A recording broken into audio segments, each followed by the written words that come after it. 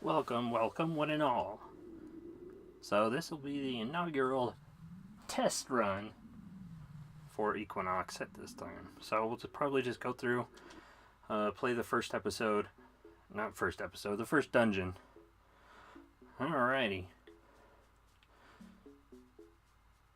So for those not aware, this is actually the second game in the Solstice series. The first one being for the NES. Came out in 1990. This one came out in 93, I believe. Alright. So you'll notice, if you look down at the bottom of the screen, we have 2 life circles. We don't have any magic yet. We could jump. We don't have any weapons. Can't do anything. But if we go to the menu, you'll see no weapons, no spells, nothing. Can't do anything. So our first order of business is going to be getting something that we can use to protect ourselves. Let's just head right in here. Now, for each dungeon, you're going to need to collect 12 tokens in order to fight the boss. So here's the first several. Now, if you haven't already noticed, one of the biggest issues with this game is the perspective. While I do enjoy the isometric perspective, it can be kind of disorienting at times. If you'll notice, it looks like that token is actually sitting on that spike right there, which it is not. It is actually in that corner. Here we have an apple. We can use that to heal ourselves if we need it. We don't need to at the moment, so we'll just go ahead and move on.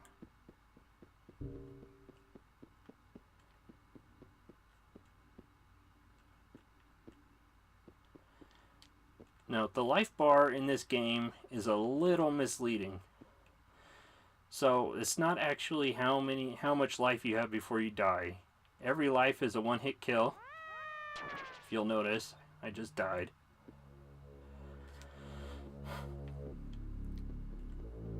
So, instead what it does, every time you die, it takes half a circle away. When you run out of circles, it's a game over, essentially.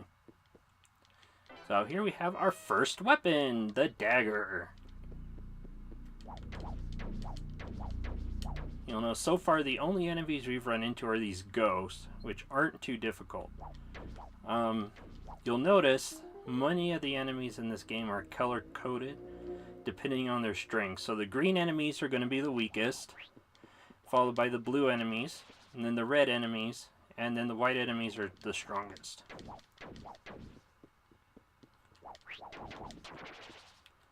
So they'll also increase in difficulty based on the enemy type. The ghosts are the weakest, and then you'll run into other enemies as we continue on with the game. Alright, so here we go.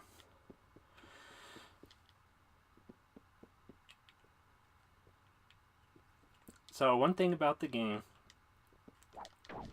is once you defeat all the enemies, if they drop an item, you'll need to collect any items in the room to keep the enemies from respawning.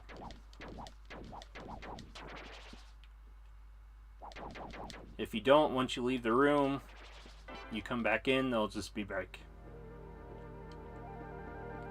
Alright, so now we do need this apple. So we'll go ahead and grab it. There we go. Okay. So you'll see here we have that disorienting perspective again. I remember when I first played this game as a kid, I thought it was on top of the spike. So I died about 5 times trying to get it, and then I realized you had to go to a different room to enter on the other side.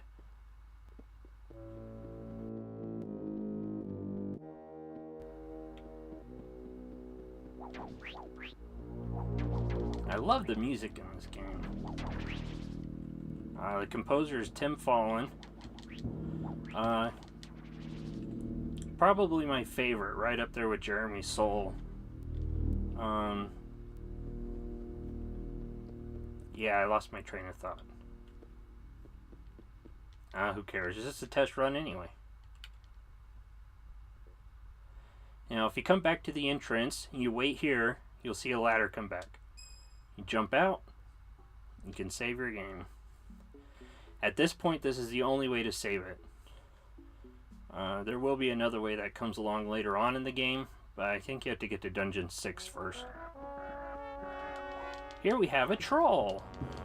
He does not live under a bridge. But regardless, we'll kill him anyway. Now, one thing about the trolls, whenever you come back, once you get a new weapon, come back and fight them. And then you'll notice, once you do it, it will give you another life circle. That's essentially 2 extra lives right there. Alright, if you'll notice, we also don't have any magic. So I'm going to wander around here for a second. Let's see if we can find the bat. So that is not a tree with horns. That is actually a well. So I'll rotate the camera in a second. So once you defeat a bat will always drop a magic potion. So you'll see, here's that well. So again, kind of disorienting. Now, if you come to the bridge, you'll notice there's our little cloud friend here, who will not let us go past to the next dungeon. So if you come over and look, so this is the boss from the first dungeon. So until you beat him, it will not let you pass the bridge to the next one. So we'll head back to the dungeon now.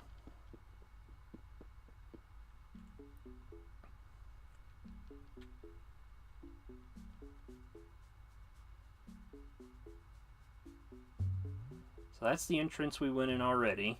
Couldn't do anything else there, so we'll go into another entrance this time. There are 3 total entrances in this dungeon.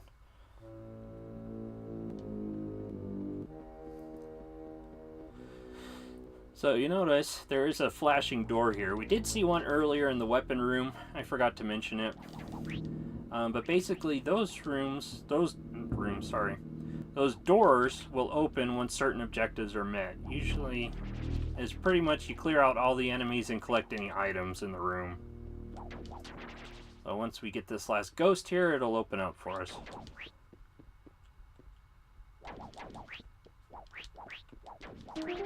There we go. I always thought these skeletons looked a little too happy in their cages. Alright, so we'll hop all the way up here, and we have our first spell. So, you'll notice, unlike with the weapon, with the weapons you have to go fight the troll if you want more life. With the magic, once you collect the spell, it will automatically give you another little bubble there. So our first spell is the heal spell, which I'll go ahead and demonstrate that. Basically, if you die, when you come back, you use your spell, and I have my little life bar back. Alright, so we have more tokens and ghosts out of the way.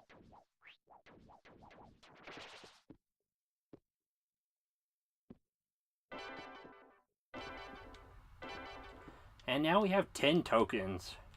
Hooray! 2 more and we can go fight Mr. Bonehead.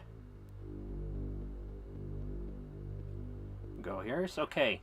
See, now here we're on the other side of this one that I always thought was on the spike when I was a kid. So now we just have to go through this other door. Wait. It won't open. So you'll notice some doors are color-coded. In this case, we need a white key in order to get through the door. So we're going to have to go find that last dungeon entrance. And then we can go through and get the last token and go fight the boss.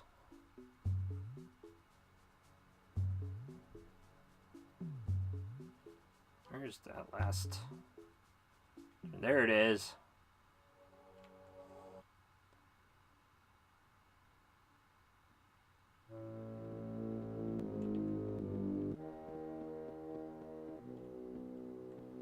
In fact, maybe I'll show this off real quick. So, as I said, if you don't complete the room, the enemies will respawn when you come back. So let's go back in here. And if you'll notice, all 3 ghosts are now back. Just our luck. And there is our white key. There's only 1 locked door in this dungeon, I believe.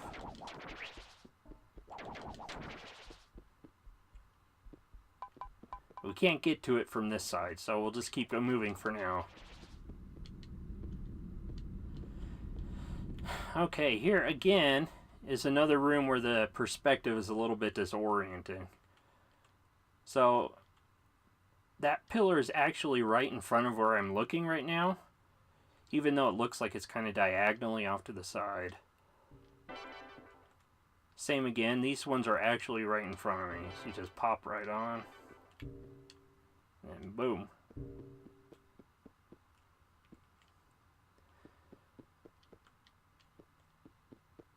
I don't know why I did that. Just ignore me. Actually, don't ignore me. I am making this video for you, after all.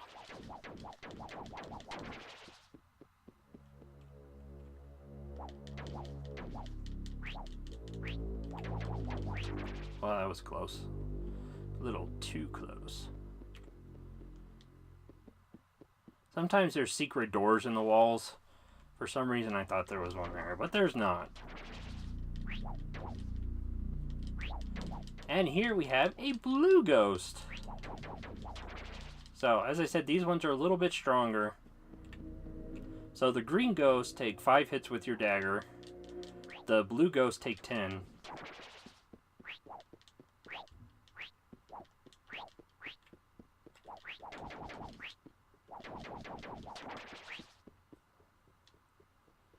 They're still not too bad. The patterns are fairly simple. Okay, so now we have all 12 tokens, so we can go fight the boss as soon as we get our white key. So there's another apple. You might recognize this room from the beginning. I came in this room first, from the first entrance. So we're just on the other side of the spike wall now.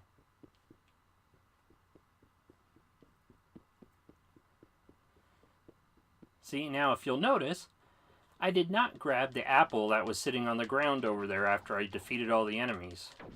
So once I walked out, now all the enemies are back. So just remember that when you are playing the game. If you do not grab all the items in addition to beating all the enemies, they will come back.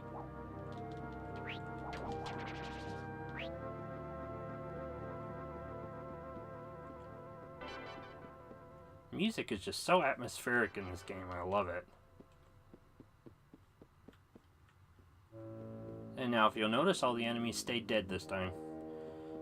About time, too. They might be back. I mean, they are ghosts, which means they probably died once already before I just killed them again, so. There we go.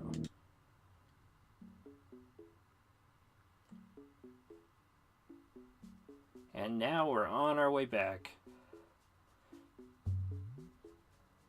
Watch out for the trolls. Don't need to fight them again. I will show you. If you do happen to get in there, you don't want to fight them, you just kind of walk out. That only works in this little island here. Once we get to the next ones, your exits will be blocked. You'll be forced to fight them until you beat them. Alright, we'll go ahead and open up this door. Woo. One thing I did forget to point out, if you come to the menu screen, it will tell you how many of each key you have. It does also give you a score. I really don't know how that's tallied. I've never paid much attention to it. Alright. Well, now what am I going to do? I can't turn around. They're going to get me. Oh, too close. Well, I can't get through there until I beat them, but I can't get away. Ah. So yeah, basically if you just lead them around the room, they'll get kind of bottlenecked in that corner there, and then you can fight them off.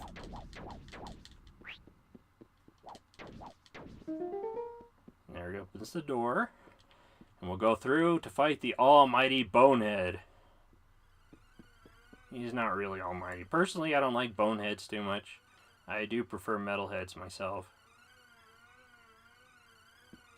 So, as it says, you must step out of the circle. If you are standing there when the boss appears, you will die.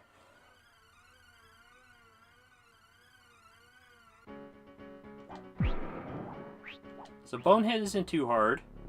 He'll just kind of move around. You have to shoot him in the eyes.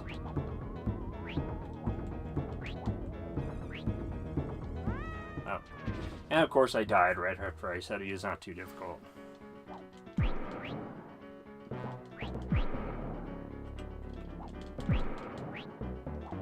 Now you'll notice, as the bosses take more damage, they'll start to turn a red color. The darker that color, the closer they are to dying. So I pretty much got him. So after he goes around the room a couple times, he'll summon a couple of ghosts. Nothing too difficult, but a bit annoying. Because I only think he has like 2 hits left. No, he will not come back until the ghosts are gone, so you won't have to worry about avoiding him and the ghost at the same time. There we go. Now he'll go back to his pattern. A little bit different this time.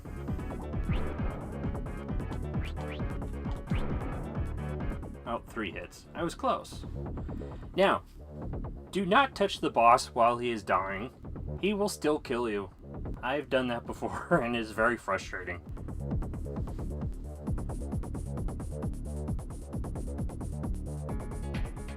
And there we go, the first dungeon down.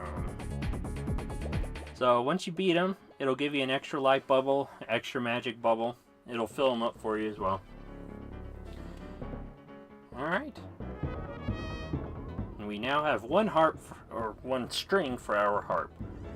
We'll need that later on to get to some of the later dungeons. We'll go ahead and continue. So now that Bonehead's gone, if we come over this way,